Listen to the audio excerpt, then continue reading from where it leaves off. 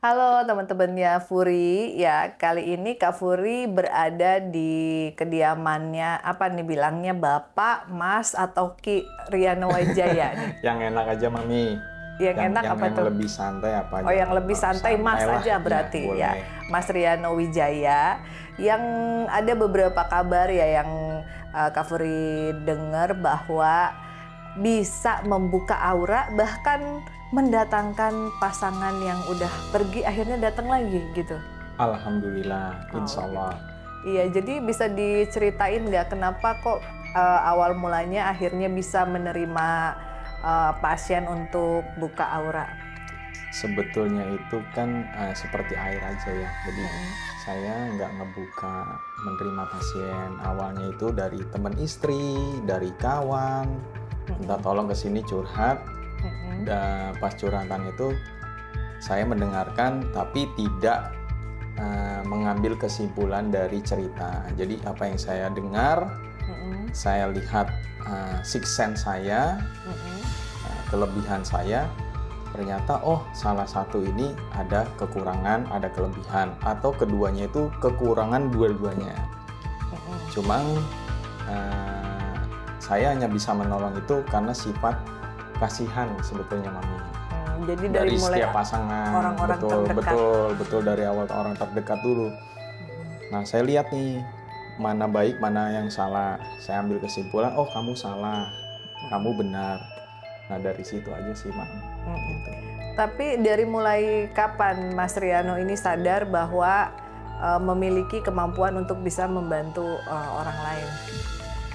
Dari awalnya itu sebetulnya saya siksanya udah lama ya Mam ya. Mm-mm. Kalau untuk yang asmara ini, Mm-mm. jodoh yang ini apa namanya? Buka aura? Buka aura 4 tahun lah Mam. 4 tahun. 4 tahun. Iya. Gitu. Nah, biasanya treatmentnya seperti apa tuh yang buka aura? Apakah orang memang harus konsultasi ketemu langsung atau bisa online atau bagaimana? Kalau bisa sih konsultasi langsung. Jadi dari konsultasi itu saya bisa ngelihat orangnya tersebut, terus tanggal lahir, Ya. saya lihat wetonnya, dari situ kelihatan semua. Gitu Mami. Oke. Nah, kasus yang bisa diceritain apa nih yang akhir-akhir ini lagi di-handle? Yang saya handle sih dari ghosting ya Mami. Nah, awalnya kan dia ghosting 2 tahun Mam. Jadi di PHP gitu ya? Betul. Awalnya tuh orang Jepangnya datang ke Indonesia, diperkenalkan sama kakaknya. Dua-duanya saling cinta, cuma hubungan komunikasi aja yang kendala ya.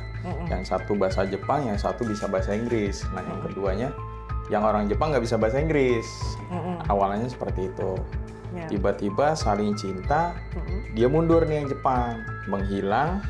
Cuma orang Indonesianya terlalu udah cinta. Sudah cinta sama yang orang Jepangnya. Dia minta tolong sama saya. Alhamdulillah saya tolongin. Balik nih, hubungannya bagus, baik. Si orang Jepangnya. Itu setelah menghilang berapa lama? 2 tahun Mang.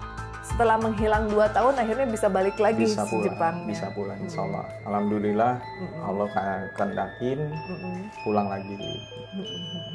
Nah biasanya kan kalau orang ada ritual-ritual khusus itu juga diterapkan dalam metode ini nggak, buka auranya, Mas?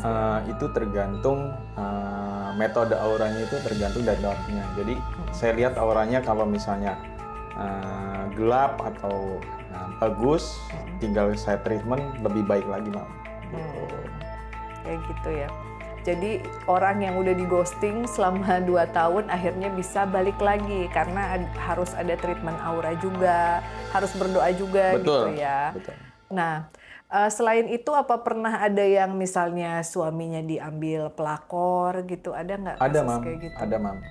Kemarin saya satu ambil cerita, ada teman juga nih. Tiba-tiba hubungannya nggak baik, suami istrinya nggak baik, entah apa nggak baik lah, dia hubungan komunikasi nggak baik, diambil LC Mam. Oh si suaminya. Si suami dan dia LC. diambil LC, entah nikah entah apa. Kalau mata batin saya sih nggak nikah. Kalau saya lihat tidak nikah, alhamdulillah saya pegang. Cuma sudah divorce sih, Mam. Cuma saya ngeliat kasihan anaknya, saya ngeliat sosok anaknya kan, kebutuhan khusus. Oh, jadi ini istrinya pengen mantan suaminya balik lagi. Betul, gitu? pulang lagi. Tapi untuk sayang sama anak-anak. Okay. Alhamdulillah saya pegang, nggak sampai seminggu, alhamdulillah dibantu doa anaknya juga pulang. Oh, gitu. Jadi prosesnya lumayan cepat juga, cuman 1 minggu gitu ya. Nah, sementara itu kan sebenarnya kalau misalnya seseorang udah jadi mantan suami istri kan sebenarnya sah-sah aja ya kalau dia punya calon yang lain gitu. Nah, tetapi apa alasannya Mas Riano ini ngebantuin cuman karena anak-anak? Betul. Nah, jadi tanggung jawabnya itu hilang terhadap anak-anak, apalagi anak ini kan kebutuhan khusus. Perlu biaya banyak kan. Kalau sosok ibu semaksimalnya sebagaimana sih? Iya. Gitu. Butuh, walaupun sudah mantan, tidak ada mantan anak, tidak ada mantan ayah, itu aja. Jadi tanggung jawab ke anak sampai akhir hayat tetap. Alhamdulillah lancar sih. Lancar. Nah, waktu itu gimana tuh Mas Riano tahu bahwa itu sudah berhasil? Apakah si suaminya akhirnya, si mantan suaminya ini menghubungi kembali apa gimana? Si mantan suaminya datang, Mam. Datang ke tempat kediaman. Kebetulan si suami ini rezekinya bagus. Dia punya rumah 2, yang satu kosong, yang satu ditempatin mantan istri. Dia nempatin yang kosong. Dari dia awalan nempatin, tapi memperhatikan anak. Jadi memperhatikannya tuh ngantar anak sekolah, kebutuhan anak sekolah apa, kebutuhan anak yang khususnya itu dibiayain lagi.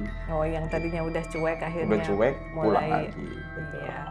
Ya itu permintaan klien yang memang harus dibantu gitu ya. Tapi ada nggak sih klien yang agak sedikit nyebelin, misalnya pengen tiba-tiba melet suami orang gitu? Kalau itu saya nggak bisa, Mam. Kenapa itu nggak bisa? Kalau untuk suami orang atau apapun itu bertolak belakang sama saya. Jadi saya maunya yang baik-baik aja. Takut karma gitu ya? Betul, kebalik, betul. Gitu. Oke. Prosesi dalam masa-masa menarik akhirnya pasangan yang udah pergi sampai datang lagi, itu ada amalan-amalan khusus yang harus dibaca atau yang dilakukan oleh si pasien itu apa? Ada, Mam. Jadi saya ngelihat dari wetonnya dulu. Weton saya lihat, lalu apa proses yang ditindaklanjuti setelah lihat weton, baru amalan.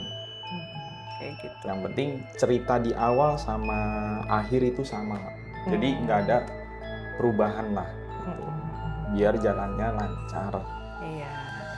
Nah, itu ya teman-teman, mungkin buat kamu yang sekarang lagi mentok, misalnya pengen hubungan kembali harmonis dengan mantan suami atau mungkin mantan pacar gitu, asal jangan suami orang, karena kalau suami orang Mas Rianonya nggak mau ngendel gitu ya.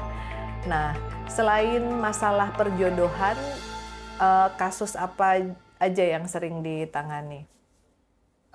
Alhamdulillah sakit yang non medis bisa, Mam. Tapi atas izin Allah dulu.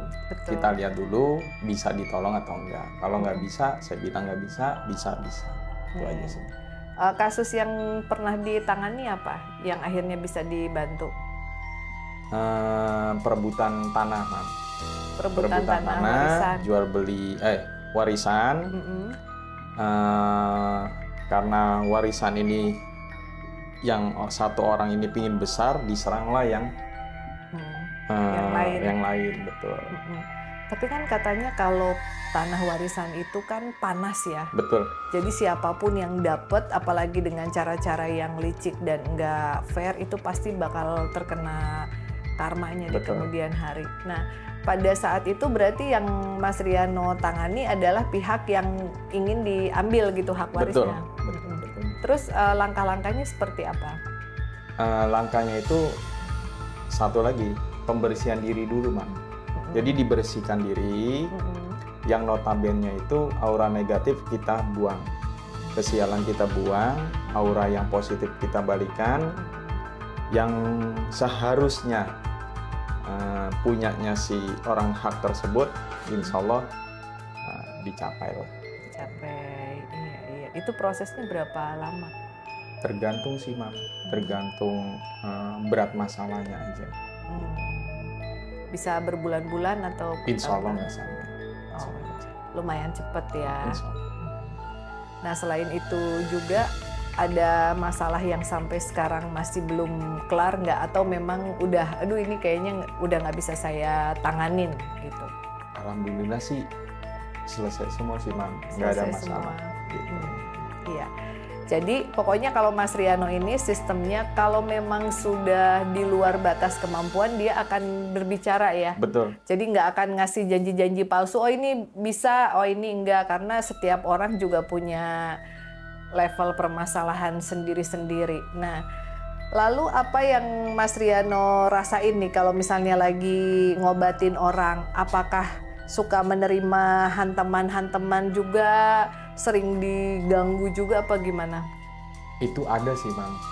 Kayak gimana tuh sering. pengalamannya? Biasanya kalau saya pegang gitu, contoh misalnya kayak rebutan waris atau kesinggung karena pembicaraan, tiba-tiba diserang, itu biasanya pas saya pegang itu biasanya saya diserang, atau pas malam harinya itu dentuman di rumah itu pasti ada. Saya rasakan. Jadi sering ngedenger suara dentuman, hantaman ke rumah pasti ada. Biasanya didentumin dulu, baru serangan ke sayanya. Tapi sempet ngalamin serangan yang parah banget? Ada pernah satu kali saya kena serangan parah banget, alhamdulillah atas izin Allah. Alhamdulillah sih, enggak sih. Alhamdulillah. Balik lagi semua Allah, itu aja. Iya. Nah, jadi kalau di zaman sekarang ini kan banyak banget juga nih teman-teman kita mungkin yang belum dapet jodoh gitu ya. Sarannya apa aja? Apakah memang yang pertama itu harus auranya bagus atau harus berdoa apa gimana? Terpenting itu doa. Doa itu mustajab ya. Itu satu. Yang kedua percaya diri. Dari percaya diri itu positif thinking kita dapat. Positif aura kita dapat. Insya Allah. Itu aja. Tapi kalau misalnya yang auranya emang jelek atau ditutup ya berarti harus dibuka, harus dibersihkan. Nah, jadi buat kalian nih teman-teman yang pengen konsultasi masalah buka aura atau konsultasi masalah jodoh dan lain-lain, bisa menghubungi Instagramnya berikut ini. Tapi suka dibaca nggak itu DM-nya? Insya Allah, Mam. Insya Allah dibaca ya. Ini kan sekarang ini marak banget orang yang mengaku bahwa suaminya dipelet oleh pelakor. Betul. Bahkan sampai lupa istri, lupa anak juga ada. Kalau lupa istri mungkin banyak ya, tapi ada juga yang sampai lupa anak. Betul. Nah, ciri-ciri dari suami yang dipelet sama pelakor itu biasanya gimana sih? Gitu. Satu, kebiasaan yang suami biasa dilakukan itu ada perubahan, Mam. Terus keduanya itu misalnya gimana tuh perubahannya? Misalnya contoh, biasanya dia makan di rumah malam, kalau aktivitas kerja tiba-tiba berkurang ya, dalam kurun waktu seminggu alasannya banyak gitu kan. Yang kedua tuh, contoh kayak WA disembunyiin ada kunci gitu kan, seperti itu ya aja sih, Mam. Gitu. Jadi itu kan ciri-ciri secara umum. Kalau secara spiritual nih, mata batin. Biasanya istri ini kan orang awam ya, nggak paham. Biasanya apa pandangan matanya kosong, apa gimana gitu? Supaya lebih hati-hati. Yang saya tahu ya, si istri itu kalau ngelihat muka suami, suaminya berpaling, Man. Oh, jadi suaminya nggak mau dilihat? Nggak mau gitu. dilihat, Man. Oh, oke. Jadi kalau si istri ini ada kecurigaan, ada perubahan kayak tadi. Biasa aktivitas di rumah seperti apa, tiba-tiba berubah, dilihat aja. Kalau dia berpaling, itu tanda ciri-ciri pertama. Yang kedua, mukanya itu nggak ada semangatnya, Mam. Oh kayak lesu gitu loh. Lesu, kayak orang kurang tidur aja. Tuh, itu dua ciri itu yang paling yang ketahuan, paling paling menonjol jelas. ya. Jadi kalau misalnya kalian punya pasangan yang tiba-tiba auranya tuh kayak ngilang padahal dia tidurnya misalnya cukup ya, Betul. biasanya segitu gitu. Terus ada pengaruh dari dari pelet ini ke ibadah nggak? Apa dia jadi males ibadah apa gimana? Biasanya sih malas ibadah ya Mam ya. Apalagi orang yang kurang ibadah, ibadahnya kurang itu gampang banget. Gampang banget terkena pelet. Dan biasanya pakai media apa nih si orang buat melet? Biasanya itu foto Mam. Foto satu. Yang kedua kalau orang kerja ya Mam ya, kerja itu komunikasi di kantor atau di luar kerjaan tuh sering pandang-pandangan, tertarik ke hati, ambil foto, biasanya dari foto Mam. Oh biasanya dari foto.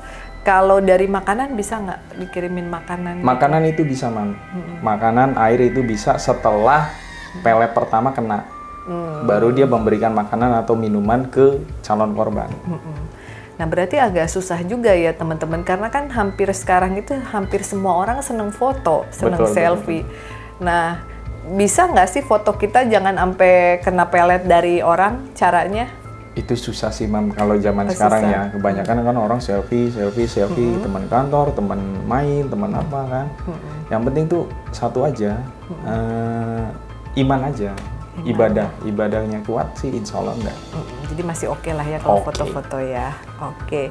Nah terus sikap dari istri ini setelah misalnya si istri ini tahu bahwa suaminya dipelet oleh pelakor, sikap si istri ini harus gimana? Karena kan kalau namanya pelet itu di luar kendali suami ya. Betul. Apakah harus marah-marah kah atau berusaha buat menyadarkan atau harus melakukan upaya spiritual juga untuk bisa menyembuhkan pengaruh pelet dari suami? Pertama, jangan emosi. Emosi, pantangannya itu emosi. Yang kedua, mohon sama Allah. Mohon sama Allah apabila belum sadar juga. Apalagi yang kedua, mengabaikan anak-anak, terutama anak-anak, Mam. Ya. Anak-anak kalau udah diabaikan berarti udah terkena banget. Udah parah lah ya. Udah parah banget. Satu-satunya jalan ya si korban ini diruqyah atau dibersihkan.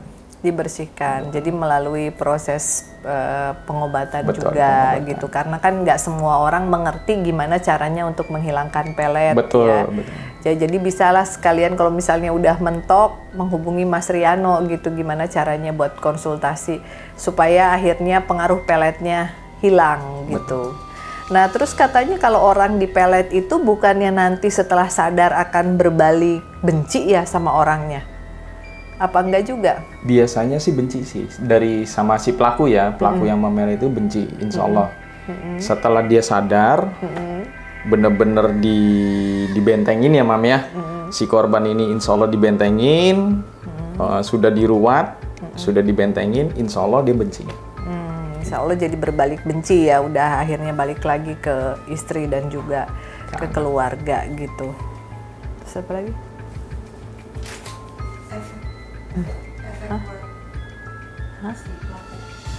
Oh iya, oke. Nah terus biasanya sepengalamannya Mas Riano, apa sih dampak yang akan dialami di kemudian hari oleh pelaku pelet, terutama yang melet suami orang? Untuk pelaku, pertama itu dosa besar, itu satu. Dosa besar menghancurkan rumah tangga seseorang. Yang kedua, yang paling fatal, seumur hidup nggak akan nemu jodoh yang bahagia. Seumur hidup. Dia nemu, tapi tidak bahagia di hati. Gitu. Ada aja gitu ya Ada aja masalah. Seperti yang dialamin korban yang dipelet, yang dikerjain sama si pelaku. Jadi apa yang dirasakan sama si pelaku ke korban, kebalik. Karma tuh berlaku. Apa yang dia tuai, dia terima.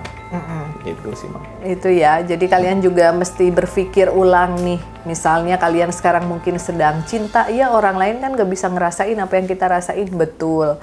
Tapi kalian juga harus memperhatikan dampak ke depannya. Seperti itu tadi, kalaupun menikah atau menemukan pasangan tidak pernah bahagia, kesiksa, ya buat apa ya. Terus juga selain itu juga dosa. Mendingan buka aura, cari jodoh ya. Betul, Mam, yang betul. single Betul, gitu. betul. Kecuali tapi kalau misalnya untuk kasus-kasus yang istri pertamanya mungkin sudah mengizinkan suaminya, Boleh. wah kalau itu boleh ya, Boleh, tergantung ini, asal jangan tiba-tiba orang lagi harmonis-harmonisnya kalian ganggu Rusak. terus dipelet gitu. Nah itu tadi teman-teman obrolan kita sama Mas Riano. Jadi memang di zaman sekarang ini berarti banyak banget ya Banyak sih, Mam. orang yang pengen buka aura, pengen kelihatan lebih cantik dan Betul. menarik. Selama itu tujuannya untuk hal-hal yang positif, mendapatkan jodoh, mendapatkan pekerjaan yang baik, yang nggak masalah. Kan kita juga treatment kayak kecantikan gitu, aura juga harus ditreatment. Betul, betul. Iya. Jadi jangan lupa tadi hubungi Instagramnya Mas Riano. Terima kasih. Sama-sama, Ya, Mami. kita udah diizinin untuk datang dan ngobrol-ngobrol ke sini. Sama-sama, Mami. Silahkan untuk kalian yang memiliki banyak pertanyaan bisa share di kolom komentar. See you on the next episode. Bye-bye.